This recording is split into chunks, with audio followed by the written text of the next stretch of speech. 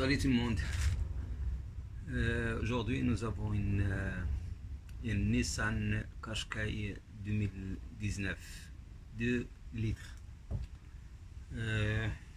Donc, on va changer le contrôle arme, link bar suite et disque et plaquettes. Donc, j'explique. C'est facile, c'est pas trop compliqué. Donc là,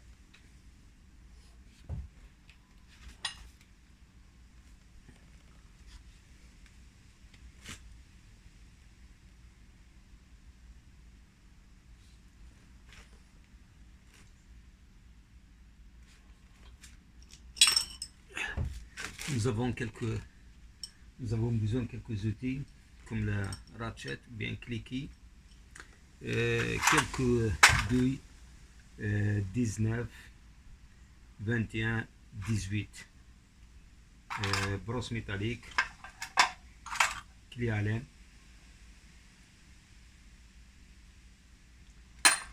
un petit tournevis, des brosses métalliques, clé plate ou bien clé à fourche 18 pour bloquer l'écrou au niveau le contrôle arme, c'est-à-dire au niveau du triangle comme on dit, ou bien la table. Donc il y a plusieurs termes techniques.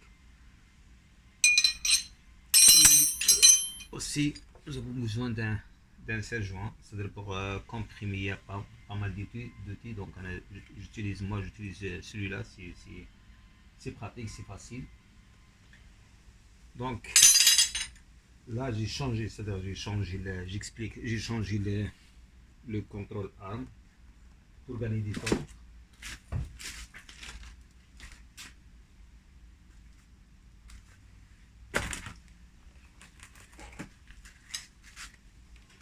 Justement, il faut utiliser un dégrippant.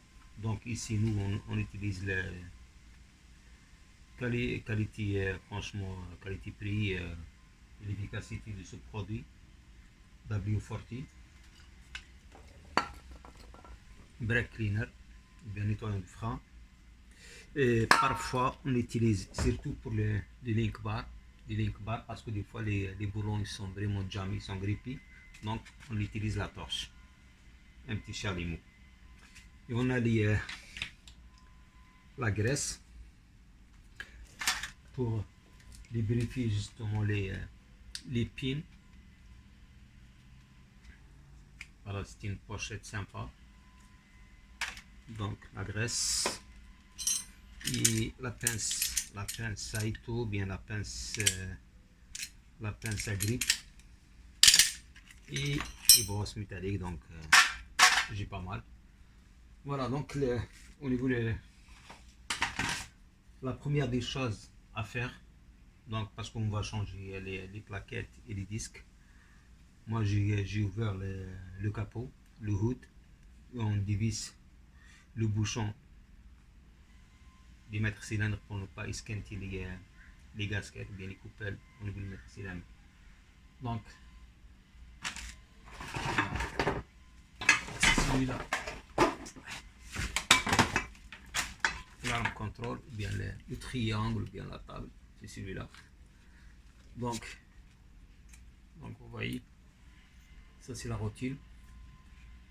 Et là, donc on a 3 fixations. On a ici qui tient avec un boulon, les écrous. Et là on a deux boulons ici, vous voyez. Les écrous par contre ils sont fixés dans le châssis, dans le frame. Donc ils sont fixés, il faut bien centrer les écrous pour faciliter le montage au niveau du boulon. Et ça c'est le bol joint ou bien la rotule.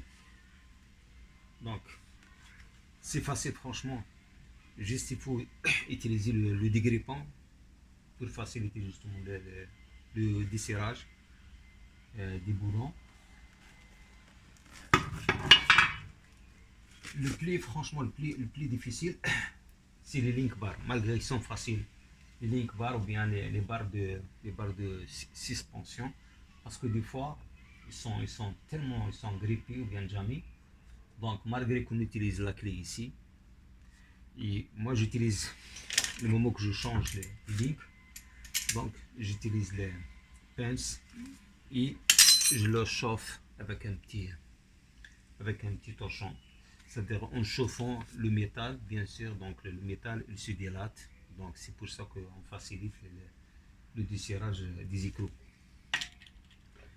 Là, ça c'est ça les barres de suspension ou bien les link bars. Vous voyez, donc chaque marque et chaque modèle c'est différent d'un véhicule à l'autre. Donc là, on a les références ici. C'est le BD 101 1001 plutôt. Alors, ça c'est les link bars. Vous voyez, c'est original grade. Voilà, c'est celui-là. Quand on change de préférence, on change les deux. Moi j'ai changé les deux côtés. Ça c'est l'avant droit et l'avant gauche. Au niveau parce que moi j'ai acheté un kit complet sur Amazon. Donc les références ils sont là. C'est 31512 3 1 5 1 2. Ça c'est les références. C'est un kit complet. C'est-à-dire il y a deux disques plus les plaquettes, les plaquettes de frein et les pattes. C'est un kit complet que je l'ai acheté chez Amazon. C'était un peu raisonnable. L'avantage ce modèle-là, je ne sais pas si vous voyez. Donc si vous voyez c'est les disques ventilés comme les disques standards, comme celui-là. Vous voyez, c'est les disques ventilés, mais dans ce modèle-là, donc ils sont perforés. Donc ça sert justement pour refroidir les disques avec les plaquettes.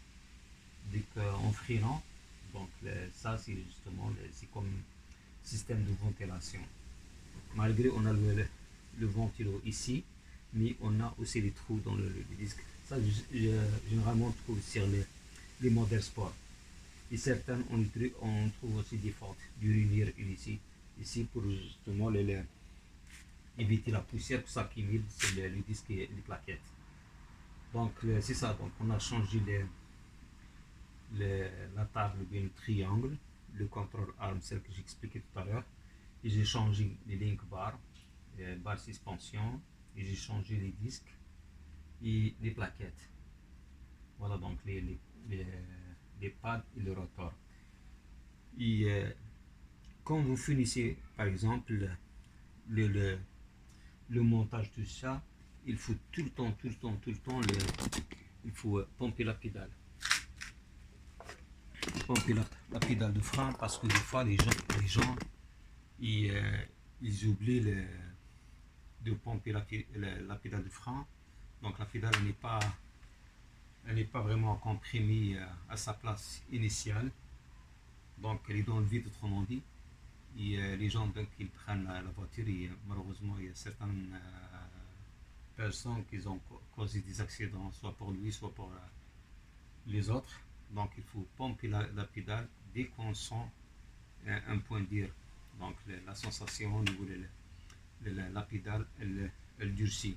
Donc ça veut dire donc on a bien comprimé le piston avec les plaquettes. C'est-à-dire on a comprimé les plaquettes contre le disque. Donc ça, il n'y a pas de souci. Il y a aussi, moi j'utilise le support, c'est-à-dire avec les grilles, les jacks. Moi j'utilise, je ne sais pas si vous voyez, voilà, j'utilise moi une chandelle de chaque côté. plus un cric de chaque côté pour sécuriser le véhicule. On ne sait jamais parce que parfois on travaille en dessous du véhicule et on fait pas confiance au système hydraulique et il risque de justement de les joints qui pètent ou bien qui se cassent. Donc il faut tout le temps sécuriser le véhicule avec les chandelles et les disques. Et vous pouvez même mettre une roue en dessous du véhicule, comme ça on est sûr que le véhicule il est bien protégé quoi. Donc voilà pour concernant le, le, le triangle ou bien le contrôle arm, les link bars et les pads et le rotor. C'est facile.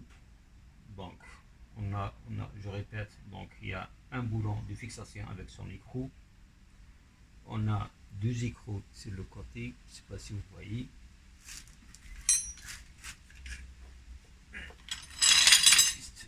J'explique.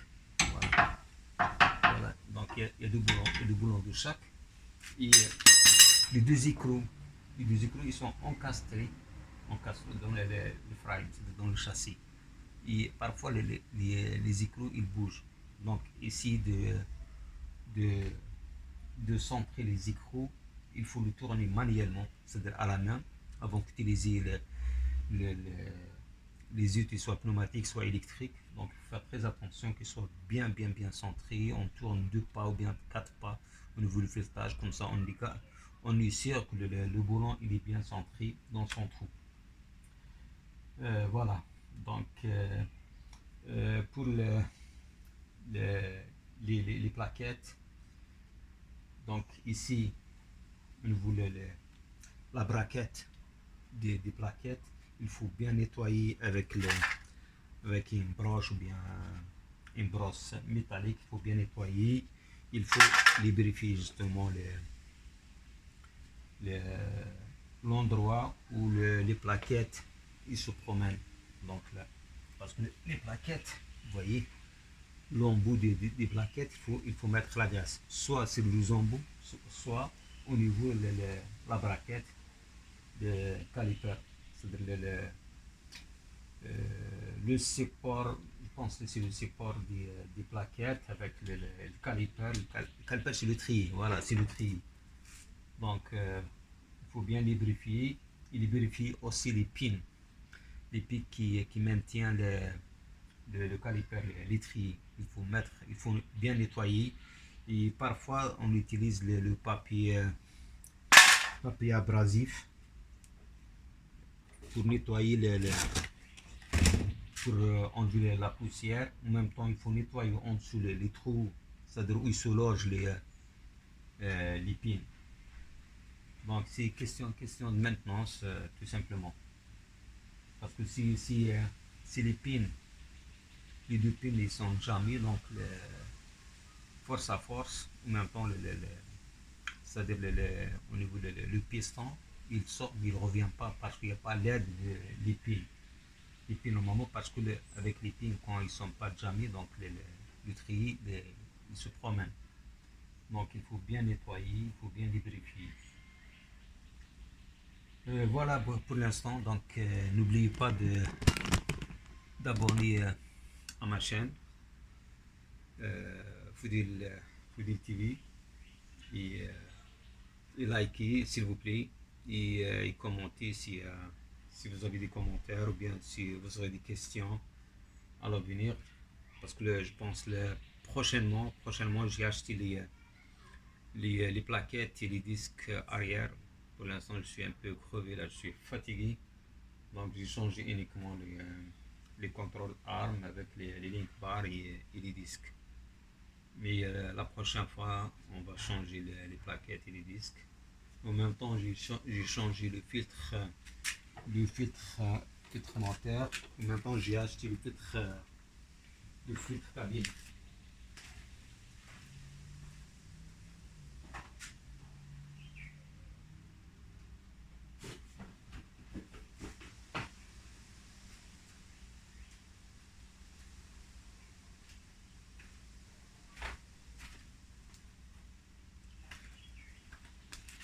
Voilà, ça c'est les plaquettes, bien les pads arrière avec les rotors, les disques qui sont là-bas. Donc je vais changer très bientôt. Et ça c'est le filtre moteur que je l'ai changé tout à l'heure. C'est facile, donc il y a juste un petit clip si je veux le sortir facilement. Et en même temps j'ai acheté le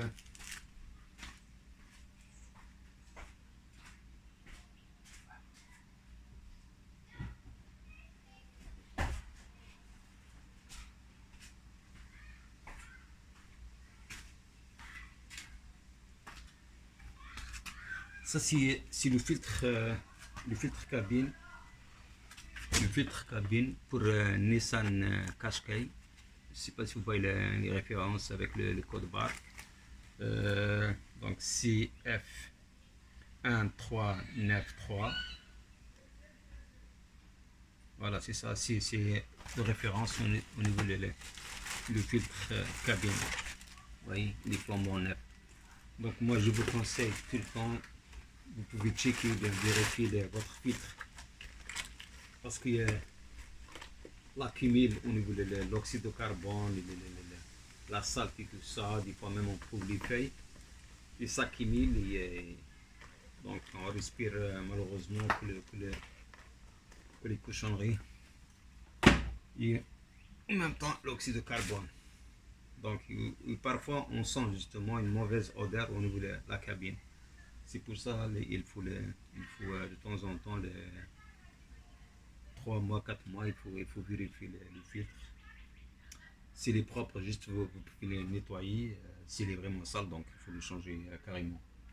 C'est pas vraiment cher. Peut-être que je l'ai payé, je pense, une vingtaine de pièces.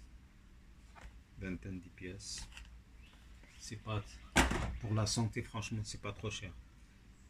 Donc voilà pour l'instant. Voilà, donc on a changé les disques, les rotors, les pads, link bar et les barres de suspension et le triangle, bien la table, tout dépend du terme technique, et bien le contrôle arm. Voilà les anciens pads. Vous voyez, moi je le change, hein. Donc malgré qu'il reste. Juste une petite remarque. Vous voyez cet embout métallique. Ça malheureusement maintenant avec les concessionnaires et les fabricants, plutôt c'est pas le concessionnaire, les fabricants ils ne veulent pas investir comme avant, parce qu'avant il y avait on appelle ça le témoin d'usure électronique. Si on arrive à un certain pourcentage au niveau de l'usure des plaquettes, donc on a un témoin au niveau de dash, au niveau du tableau de bord qui nous indique que les plaquettes a changé. Malheureusement ils ont changé ces plaquettes avec ce bout de métal. Donc si on n'a pas l'oreille, donc celui-là il commence à frotter.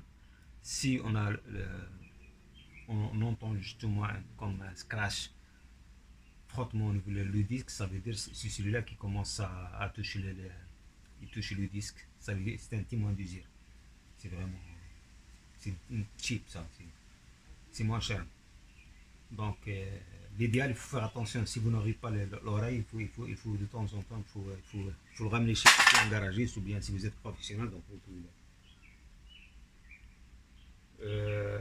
il y a certains modèles au niveau les voitures allemandes, surtout les BM et les Mercedes. À l'époque, même pas mal des véhicules européens, ils ont les témoins d'usure électroniques.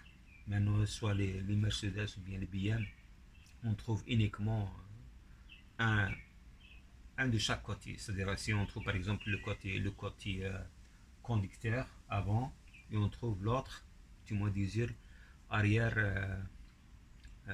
droit. C'est-à-dire il croise les témoins d'usure. C'est-à-dire les témoins d'usure électroniques et il croise. Je ne sais pas, je vais voir dans... Peut-être j'en ai un comme ça. Vous allez comprendre c'est quoi le...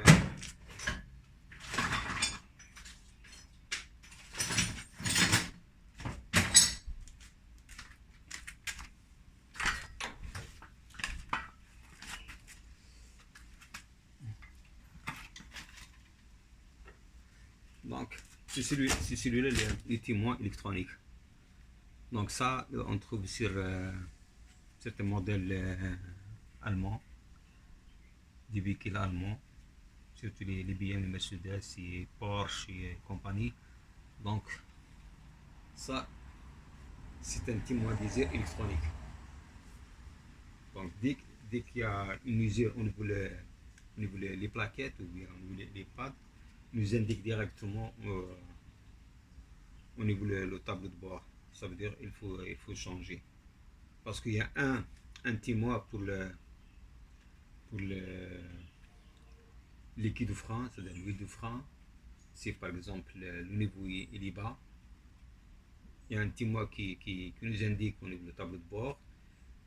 Ça c'est électronique, c'est pour tous les modèles. Mais par contre, au niveau les plaquettes, au niveau des plaquettes, malheureusement, donc on a uniquement le bout métallique, celle que j'ai montré tout à l'heure. Si on n'a pas l'oreille, malheureusement, donc si les irs il dépasse le pourcentage minimum, donc et après c'est métal contre métal, malheureusement, donc il faut changer le rotor, il faut changer les pads et les plaquettes. Voilà pour aujourd'hui. Donc c'est ça. Donc j'aimerais bien vous abonner à ma chaîne et liker, en même temps vous commenter si vous avez des commentaires ou bien des questions. N'hésitez pas à me le poser. Merci beaucoup. À la prochaine.